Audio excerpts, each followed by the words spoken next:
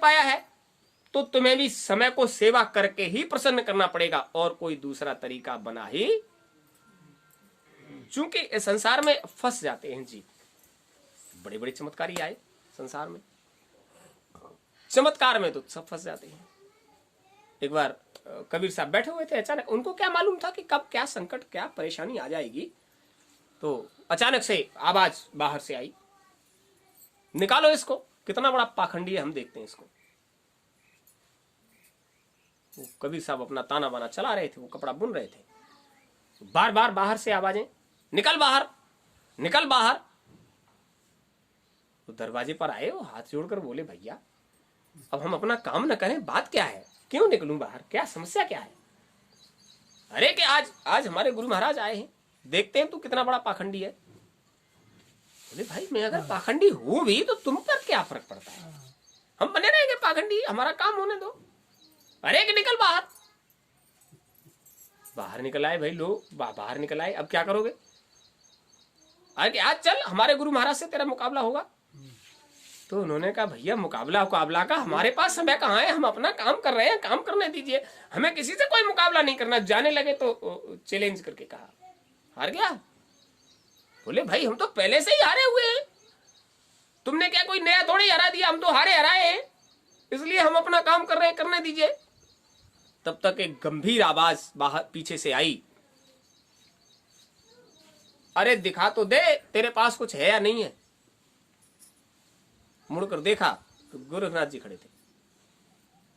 ओ ये भीड़ भाड़ आप ही की है? हाँ हमारी है, ये हमारे शिष्य हैं। वो महाराज तुम्हारे पास इतने शिष्य हैं, हमारे पास एक भी नहीं, और हम अपना कर रहे थे काम, तुमने कहाँ आकर उसमें बोले काम वाम को छोड़, और ये देखा तेरे पास है क्या? बोले हुजूर हमारे पास करघा है, उस पर ताना बाना चढ़ा है, रुई है, पूनी है, सूत है, आपको क्या चाहिए? बोले ये तो दुनिया का सौदा है। वो अंतर में दिखा तेरे पास क्या है? बोले अंतर में तुम्हारे पास आंखें नहीं, हम दिखा कैसे दें? अंतर में हमारे पास क्या है, उसके लिए तुम्हारे पास आंखें नहीं तो हम तुम्हें कैसे दिखा दें? अगर आंखें होती तो दिखाना थोड़ा ही पड़ता, वो तो खुद ही देख लेता। तो उन्हें भी लगा तो कि चल मैदान में, आज तेरी बेरी हो जाएगी, आज चल मैदान में। बोले हुजूर मैदान की क्या जरूरत है, यही हो जाने दो, हम अपना काम कर रहे हैं, आके छेड़ रहे हो, हमको मानते नहीं। शिष्यों ने कहा नहीं मैदान में चलते हैं। तो उन्होंने भी कहा अब नहीं मानेगा ये, चल कौन सा मैदान है तेरा जिसमें तू देखेगा, और तेरी और मेरी क्या हो जाएगी, चल चल के देखते हैं। क्रोध आ गया, किसी को भी उस हद तक मत छेड़ो क्रोध आ जाए कि क्रोध आ जाए। चल चल चल चल तुझे ही देखते हैं क्या है, तेरे पास क्या है। तो गोरखनाथ जी त्रिशूल रखते थे अपना, और मैदान में पहुंच के उन्होंने फेंका त्रिशूल आसमान में, थोड़ी दूर तक दिखाई दिया, वो विलीन हो गया। बोले तेरे पास तो था तो फेंक दिया, मेरे पास तो कुछ है नहीं, मैं क्या फेंकूं? बोले नहीं, आज मेरी तेरी चर्चा वहीं पर होगी चलकर। और वो अंतर्ध्यान हुए, आवाज लगाई, आजा मेरे बराबर आसन लगाकर, और फिर बैठ के बात करते हैं। वो थोड़ी देर तक दिखाई दी, वो क्योंकि वो तांत्रिक थे, वो तो आसमान में विलीन हो गए। लोग हंसने लगे, उनके पास तो शक्तियां हैं जिसका उपयोग करके वो चले गए, तुम्हारे पास कुछ है? उन्होंने जेब में हाथ डालकर कहा, मैंने कहा पहले ही मेरे पास सूत है, ये देख पिंदिया है मेरे पास। तो उन्होंने कहा इसका क्या करेगा, क्योंकि शिष्य खड़े थे। उन्होंने कहा इसका क्या करूंगा, मैं भी फेंक देता हूं। तो ऐसे करके सूत की पिंदिया फेंक दी आसमान में, कहां तक गई होगी क्या पता। वो एक छोर पकड़ लिया था हाथ में, और बोले आज जाके इससे बात करके ही लौटेंगे, क्योंकि फिर कभी आ जाएगा। जो उद्दंड स्वभाव वाला है वो जब तक उसको मुकाबला नहीं होगा तब तो मानेगा नहीं। वो तो चले गए, वो भी अंतर्ध्यान हो गए। अब लोगों ने देखा कि अब चर्चा होगी, अब चर्चा होगी। अब पिंदिया कहां तक गई इसका कोई छोर नहीं। ऊपर से आवाज आई, गोरख आजा आजा, सामने बैठकर बात करते हैं। तो पूछ रहे थे कि हम तो यहाँ आसन लगाए हैं, तुम्हारा ये धागा कहां तक गया है? हम बहुत दूर तक गए, हमको छोर नहीं मिला इसका, तुम्हारी पिंदिया का छोर नहीं मिला है इसका, अब तुम सामने आकर बात करो हमसे। तो उन्होंने कहा जब छोर मिल जाए तब बात कर लेना, तू तो आसन लगा रहा था त्रिशूल के ऊपर, मेरे पास तो जो था वो तेरे सामने रख दिया, तो आजा आजा बात कर ले। गोरख लौट आए, बोले वो छोर ही नहीं मिला उसका, वो पिंदिया का छोर ही नहीं मिला। थोड़ी देर बाद कबीर साहब लौट कर आए, तूने खामखा समय खराब करवाया, हम वहां बैठकर इंतजार कर रहे हैं, तू हमारे सामने आकर आसन लगाएगा। गोरखनाथ ने हाथ जोड़ लिए, हुजूर तुम्हारी पिंदिया का छोर ही नहीं मिला। जब पिंदिया का छोर नहीं मिला तो तू देखने क्या आया? जब तेरे से हमारी पिंदिया का छोर नहीं ढूंढा गया तो तू हमारे अंतर में क्या भरा है वो कैसे देख लेगा? चल दिया बारात लेके, पूरा जमात लेके आ गया।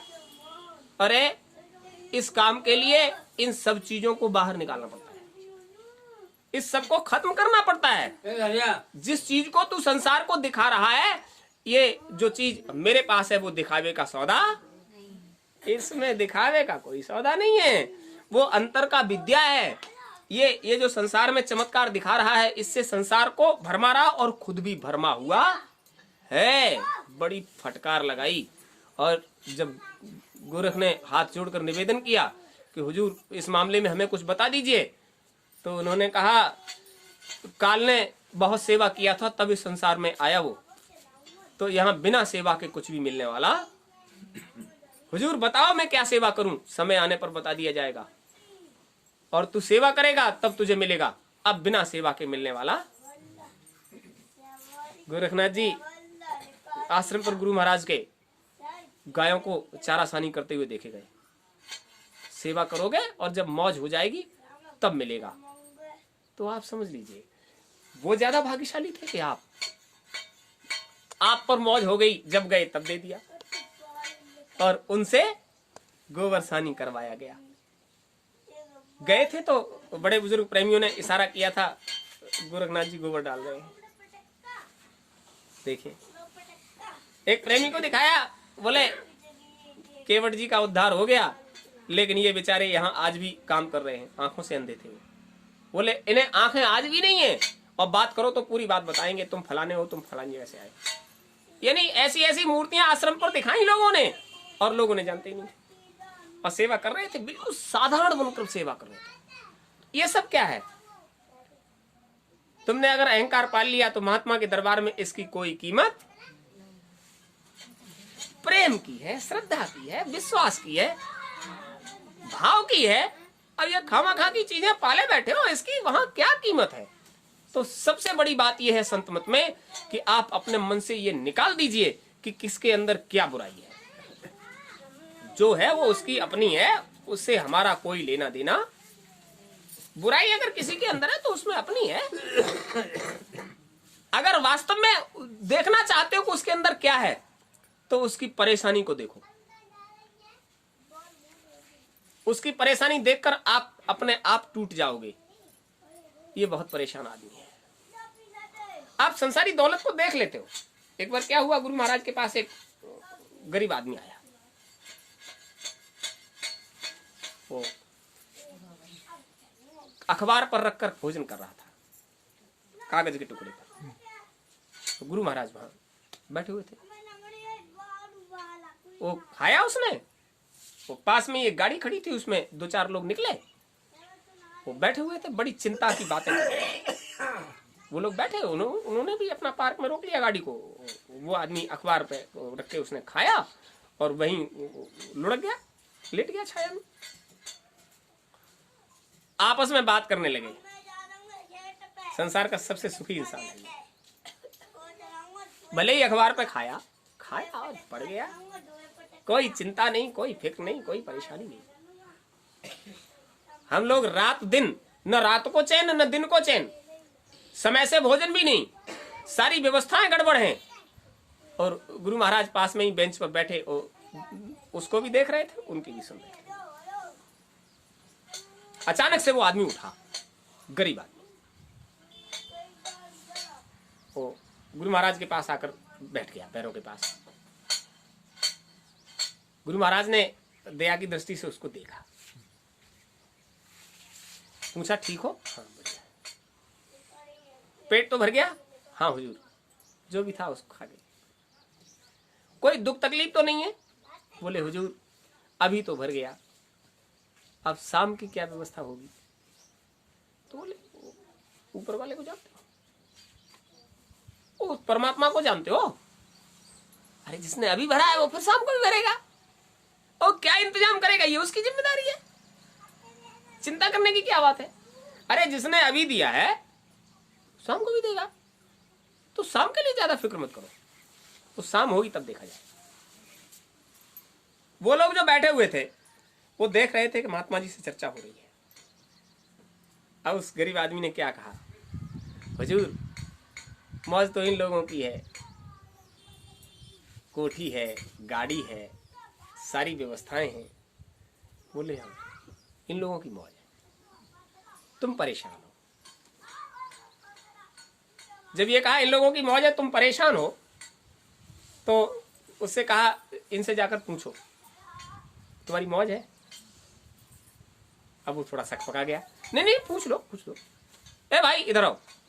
तो गुरु महाराज ने उन सबको बुलाया, क्योंकि महात्मा के सामने पहुंचकर सभी नर्वस हो जाते हैं, वो तो ढीले हो गए। बोले भाई तुम्हारी तो मौज है, तुम्हारे पास कोठी है, गाड़ी है, पैसा है, सब कुछ है, ये आदमी बेचारा बहुत परेशान है। बोले हुजूर ये आदमी बिल्कुल भी परेशान नहीं, हमने देखा इसने अखबार पर रखकर भोजन कर लिया और वहीं लुढ़क गया था, कोई चिंता नहीं, कोई फिक्र नहीं, कहीं से भी मिला खाने को मिल गया और आराम से लेट गया। उसने कहा हुजूर चिंता तो इस बात की है अभी तो मिल गया, अब शाम को न मिला तो फिर भूखे रह जाएंगे। बोले इसकी बहुत बड़ी चिंता है, इसको शाम की फिक्र है, और तुम्हारे पास तो खूब सारा है। बोले हुजूर रखा रह जाता है, खाने का समय ही नहीं मिलता, यहां तक इतना काम हो जाता है कि हिसाब लगाते लगाते शाम से सुबह हो जाती है, रात को एक पल नींद नहीं आ पाती, रात भर चिंता में रहते हैं कि इतना सारा यहाँ पड़ा है वहां पड़ा है, कोई ले न जाए, कोई घसीट न ले, न रात को चैन, न दिन को चैन, न खाने का समय, न पीने का समय, मतलब हम बहुत परेशान हैं। गुरु महाराज ने कहा अब बच्चा हमें ये बताओ, ये सेठ है, धनी मानी है, फिर भी परेशान है, और तू गरीब है, शाम की रोटी का ठिकाना नहीं, तू भी परेशान है, तो अब सुख में कौन है? तो गुरु महाराज ने कहा बच्चा जब तक मन में ये संसार भरा है तब तक दुख तकलीफों का कोई अंत। ये बहुत ज्यादा धन चाहते हैं, इसलिए रात दिन परेशानी में है। तेरे पास धन नहीं है तो तू भोजन के लिए परेशान है। अरे अगर परमात्मा पर भरोसा है तो चिंता न करो, निश्चिंत चरो, जिसने चीरी है चोंच वही देगा चार। लेकिन इस समय जो परेशानी चल रही है, अभी ये बीमारी जो आ गई है, उसमें दाना भी होते हुए लोग दाने तक नहीं पहुंच पा रहे। इस समय बहुत बड़ी परेशानी है। जो लोग रोज कमाते थे, रोज खाते थे, शहर बाजार चले गए इसी काम के लिए। गांव देहात में होते तो कम से कम पेट भरने के लिए कुछ न कुछ तो साधन रहता है इधर। अब उधर शहर बाजारों में लोग निकलने नहीं दे रहे, भोजन की व्यवस्था नहीं, मजदूरी कर नहीं पा रहे तो खाएं कैसे? सरकार के पास इतनी व्यवस्था नहीं कि उनको भोजन की इतनी व्यवस्था, इतनी बड़ी पब्लिक के लिए कहां तक व्यवस्था की जाए। एक दिन हो तो व्यवस्था करे, 1 2 10 दिन, वर्ष भर से ज्यादा समय हो गया, अनुमान लगाइए 14 महीने हो गए लगा, 14 महीने से ये स्थिति बरकरार है, अभी कोई छोड़ नहीं, और इसका कोई किनारा नहीं है। लेकिन शहर बाजार, आपके यहाँ कोई तकलीफ है? यहाँ तो कोई समस्या ही नहीं।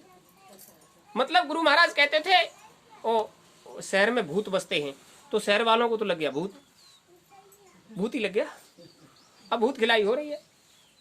कल गए थे बाजार में तो अचानक से डीएम गाड़ी लेकर आ गया और उसके साथ थी फोर्स। हाँ, तो शटर ऐसे गिर रहे थे जैसे महाभारत हो रहा हो, जड़ाजड़। जो 2-4 दुकानें खुली भी थी वो बंद कर करके भाग रहे थे और भगदड़ पड़ी थी। तो हमने कहा क्या तूफान आ गया, ये भाग क्यों रहे हैं लोग? अरे कि डीएम आ गया गाड़ी लेके। 11 बजने के तुरंत बाद ही वो दौरे पर जैसे ही निकला वैसे ही भगदड़ पड़ी पूरे शहर में, भागम भाग। तो आप अनुमान लगाइए, यहाँ इतने लोग बैठे हो, सुख शांति से बैठे हो, परमात्मा के दरबार में बैठे हो, मालिक के दरबार में बैठे हो, मालिक की चर्चा हो रही है, और जो आनंद इस समय आप भोग रहे हो ये बैकुंठ में भी नहीं है, वहां भी कोई न कोई चिंता है। आप निश्चिंत होकर यहां मालिक के दरबार में बैठे हो। तो इस सब का क्या मतलब है? देखो, गुरु के सामीप्य में रहोगे तो थोड़ा अनुशासन में तो रहना पड़ता है। गुरु के सामीप्य में अनुशासन में तो रहना पड़ता है, लेकिन जो आनंद गुरु के सामीप्य में है, क्योंकि वो जिम्मेदार है। अब जिम्मेदार के ऊपर डाल दी जिम्मेदारी, तो तुम तो गैर जिम्मेदार हो गए। मालिक तुम जानो और तुम्हारा काम जाने, हम तो तुम्हारे ही है। तो गुरु महाराज की मौज होगी, और मौज होगी तो दुख तकलीफ परेशानियां तो उनकी हो गई, फिर तुम्हारी कहां रही। तो खूब समझ लीजिए, अभी जो समय चल रहा है बहुत सुंदर समय। साधन भजन में समय दीजिए, सेवा में समय दीजिए, सत्संग में समय दीजिए, और जितना समय अभी दे जाओगे, देखो मोटी सी बात है, ये दुख का समय जो होता है तब हमारा अंतःकरण परमात्मा के प्रति झुकाव लेता है। पूरी दुनिया में दिखाई दे रहा है परेशानी का दौर, जहां से भी खबर आ रही है वो मन को कचोटने वाली आ रही है। वो मन को कचोटने वाली आ रही है तो क्या दिखाई देता है, आज उसके साथ घट गई, कल कहीं हमारे किसी के साथ न घट जाए। तुरंत मालिक की तरफ नजर गई, मालिक दया करना। वैसे नहीं जाती, लेकिन अब आंखों के आगे दिखाई दे रहा है, इधर हो रहा है, उधर हो रहा है, यहां गिरा, वो मरा। जब चारों तरफ से ऐसा है तो दृष्टि जाती है। जब एकांत होता है प्रार्थना करते हैं, हुजूर महाराज सबको सुरक्षित रखना। और यहाँ तो दरबार में जब दरबार लगता है तो गुरु महाराज से सीधे से प्रार्थना की जाती है, हुजूर जिसने भी एक पल भी आपके प्रति श्रद्धा का भाव बना लिया हो, दया कर देना उस पर, वो सुरक्षित रहे। बस वो सुरक्षित रहेगा तो जीवन में आपके आदेश निर्देश का पालन कर पाएगा। सुरक्षित नहीं रहेगा तो क्या कर पाएगा बेचारा। तो हम ये पूछना चाहते हैं कि दरबार में जो लोग पहुंचते हैं वो पूरी तरह से है तो स्वस्थ सुरक्षित, अरे किसी को कोई तकलीफ तो नहीं। तो आप समझ लीजिए सेवा का समय शुरू हो गया। शरीर से अच्छा स्वास्थ्य चाहते हो तो एक सप्ताह के बाद, यहां एक सप्ताह तक तो अभी नहीं, एक सप्ताह के बाद मंदिर पर काम शुरू हो जाएगा। 8 जून का भंडारा है, 8 जून अगला महीना 8 जून का भंडारा है। और इतना तो आपको पता है कि इतनी विषम परिस्थितियों में भी आश्रम में किसी काम में किसी तरह की कोई कमी नहीं आई है। आश्रम का काम हमेशा अच्छे मन से बढ़िया काम, वो तो होना ही है, वो तो होना है। तो यदि आपके पास सेवाएं पड़ी रह गई हो तो समय से पहले ही पहुंचा दीजिए, क्योंकि काम जब इधर शुरू हो जाएगा फिर आपकी ज्यादा मदद नहीं कर पाएंगे, फिर आपसे ज्यादा मदद की जरूरत होगी।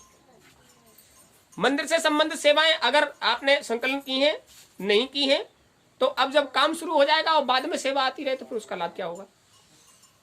तो मंदिर पे तो काम ठीक एक सप्ताह के बाद, आज गुरुवार है, अगले गुरुवार के बाद शायद काम शुरू हो जाएगा। तब तक ये सौदा सट्टा जुटाकर मिस्त्री को बुलाकर वो सब पता कर लिया गया है, तो व्यवस्था शुरू हो गई समझ लीजिए। और जब गुरु महाराज का काम छिड़ता है, पहले तो होता नहीं, और जब होता है तो वो कहते हैं कि तुम नहीं करोगे तो हम भूतों से करा लेंगे। उनकी मौज है कि वो कैसे कराएंगे, फिर उनकी मौज है। जब तक नहीं होता तब तक नहीं होता। जब गंगा जमुनी में मुलाकात हुई तो उन्होंने एक ही बात कही थी, बच्चा दौड़ने वाले गिर जाते हैं, इसलिए आराम से करो, घबराने की कोई बात नहीं, आराम से करो। तो आराम से करने का भी इस समय अब कम रह गया है, क्योंकि 8 जून ज्यादा दूर, काम तो चलता ही रहेगा, लेकिन उस समय तक सोचते हैं कि थोड़ा छाया वाया की व्यवस्था हो जाए, गुमटी वगैरह पर काम चलेगा और ये बाउंड्री वगैरह का काम चलेगा, तो काम फिर लंबे समय तक चलेगा। फिर उधर बरसात में काम ये होते हैं, बरसात में ही कि ये काम अच्छे होते हैं, तो बरसात के समय ये काम चलते रहेंगे। लेकिन काम की शुरुआत जो है वो जैसे ही सही मुहूर्त निकलता है, वो व्यवस्था लगभग किनारे पर है, जैसे ही सही मुहूर्त निकलता है और उसी दिन से काम शुरू हो जाएगा। भंडारे की व्यवस्था है, 2 कार्यक्रम अभी जल्दी में होने हैं। एक तो जेठ तेरस का कार्यक्रम, गुरु महाराज का भंडारा, और खूब बढ़िया से अच्छे मन से करना। भंडारे की सेवाएं और इन देवियों की ड्यूटी शाम को ही लग जाएगी, क्योंकि उस समय गर्मी ज्यादा होगी। तो रात को भोजन बना के बढ़िया से और निश्चिंत हो जाइए और परेशान मत होइए। जब तक तुम्हारे भंडारे का समय आएगा तब तक ये जो ज्यादा भड़बड़ है वो खत्म। हमेशा से होता है कि जब तुम्हारा काम शुरू होता है उससे पहले इधर शांति हो जाती है, ये सब बड़बड़ खत्म हो जाएगी। और चूंकि हमारे गुरु महाराज का भंडारा होना है तो बढ़िया से ही होना है, मतलब कोई भी काम कमजोरी से नहीं होना चाहिए। और गुरु महाराज का ही मंदिर बनना है तो फिर मंदिर भी बढ़िया से ही काम होना है। जो काम होगा वो होगा मजबूती से। तो अभी आज सूचना दे रहे थे कि वहां नदी के किनारे 30x30 का साधना का वो स्थल बनाया गया है यही नदी पर। वो अकबर बाबा ने आसपास की संगतों से चंदा करके वो उसको बनाना शुरू कर दिया है नदी के किनारे। और हाँ। वो सारे मिले थे हाँ। तब हमारे सामने हाँ। ये कह रहे थे कि मुझे ये कुछ नहीं करना है। ऐसा है, बताएं, जो इस रास्ते पर चल पड़ता है फिर बड़े उसको अकड़ से कह रहे थे कि अगर इसने कहा तो मैं भाग जाऊंगा, ये है